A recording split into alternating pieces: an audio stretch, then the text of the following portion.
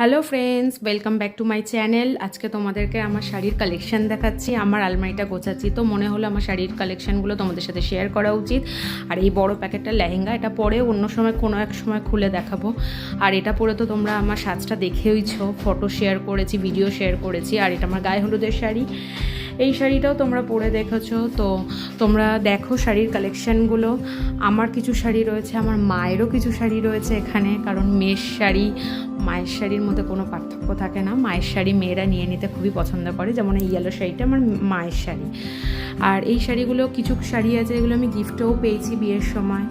এটা খুব আমার কাছে স্পেশাল, কারণ ওটা আমার মা সাদে আমায় পরিয়ে ফটো দিয়েছিল, সাদে আমায় গিফট করেছিল। তো ওই শাড়িটা আমার কাছে খুব স্পেশাল। আর আমার মায়ের দুটো বেনারসিও আমার কাছে খুবই স্পেশাল, একটা রাস্ট কালার আর একটা পার্পল কালারের। কিন্তু ওই বেনারসি দুটোর একটা আলাদা ইতিহাস রয়েছে, মানে কি বলবো, 10-15 বছরেরও বেশি বয়স ওই বেনারসিগুলো, কিন্তু এত সুন্দর যত্ন করে আমার মা রেখেছে, যে জন্য শাড়িগুলো অসাধারণ রয়েছে।